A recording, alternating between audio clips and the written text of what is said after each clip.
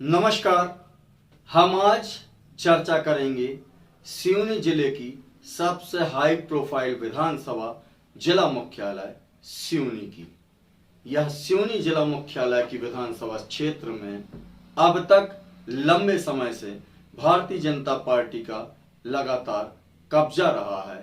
कांग्रेस की ओर से बहुत लंबे समय से ऐसा कोई करिश्माई व्यक्तित्व तो नहीं रहा जो भारतीय जनता पार्टी को चुनौती दे सके।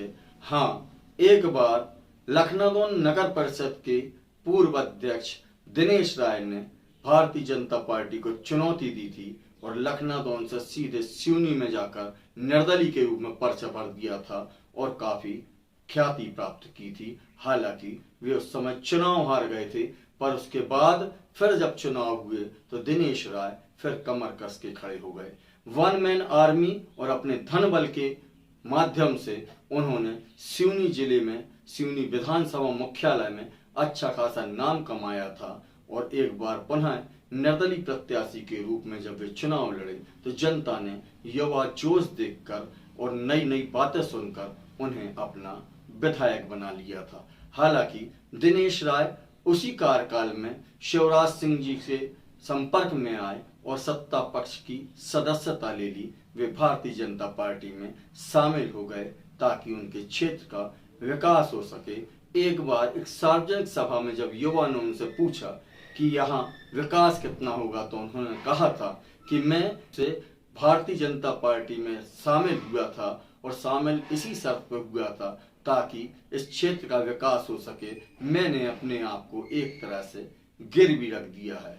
एक बार जब पत्रकार जनता ने उनसे चर्चा की कि वे सिवनी को कैसे देखते हैं, क्या वे छिंदवाड़ा की तर्ज पर सिवनी को विकसित करेंगे, तब उन्होंने डंकी की चोट पे कहा था कि वे छिंदवाड़ा की तर्ज पर सिवनी को विकसित नहीं करेंगे बल्कि बंबई की तर्ज पर सिवनी को विकसित करेंगे।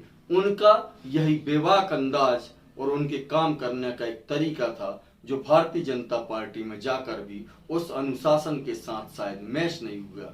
इसलिए उनकी संगठन के साथ लगातार अनबन की जो बातें थी वो सामने आती रही।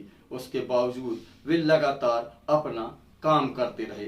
अब जब चुनाव सामने है, टिकट वितरण की जो बातें चल रही हैं, भारतीय जनता पार्टी दूसरी सूची जारी करने वाली है, तो ऐसे में उन्हें भारतीय जनता पार्टी अपनी ही पार्टी के अंदर चुनौती का सामना करना पड़ रहा है। संगठन की ओर से ऐसा कहा जा रहा है कि संगठन की ओर से संगठन के जो वर्तमान जिला अध्यक्ष हैं आलोक दुबे, पूर्व विधायक नरेश दिवाकर, पूर्व विधायक नीता पटेलिया और नगर पालिका के पूर्व अध्यक्ष राजेश त्रिवेदी सहित उन्हें बड़ी चुनौती संगठन के अंदर ही मिल रही है, जो विधायकी की दौड़ में उनके सामने चुनौती बनकर खड़े हुए हैं। अब देखना यह होगा कि वे अपने आप को कितना साबित कर पाते हैं और दिनेश राय के सामने वो अपनी उम्मीदवारी, अपनी दावेदारी कितनी वजनदारी से रख सकते हैं ताकि पार्टी दिनेश राय की जगह उन्हें टिकट दे दे। हालांकि चर्चाओं का दौर बहुत कुछ चल रहा है,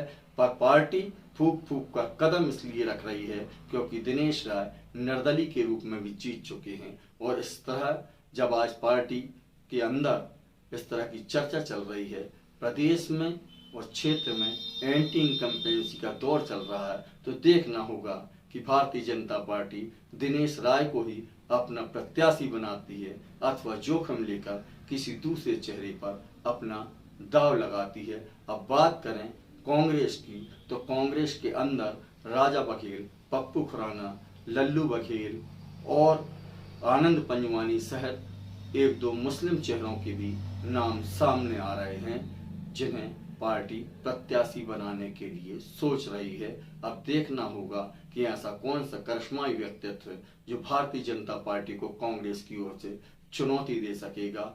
इसी बीच नई चुनौती के रूप में यहाँ पर गौणमाना गणतंत्र पार्टी ने अपना दम ठोंक दिया है और यहाँ पर कहा जा रहा है कि बरघाट नगर परिषद के पूर्व अध्यक्ष रंजीत वास ने, जिनका बैकग्राउंड, जिनकी पृष्ठभूमि भी काफी जुझारू है, वे सिवनी विधानसभा में गौणमाना गणतंत्र पार्टी की ओर से प्रत्याशी हो सकते हैं। तो ऐसा कहा जा सकता है कि इस बार का जो मुकाबला होगा, जहां दिनेश राय को पार्टी के अंदर ही चुनौती मिल रही है, वहीं दूसरी ओर कांग्रेस किसी नए चेहरे पर दांव लगाने की सोच रही है। ऐसे में रंजीत वासनिक की इस चुनाव में एंट्री पूरे माहौल को, पूरे चुनाव को रोचकता प्रदान करेगी।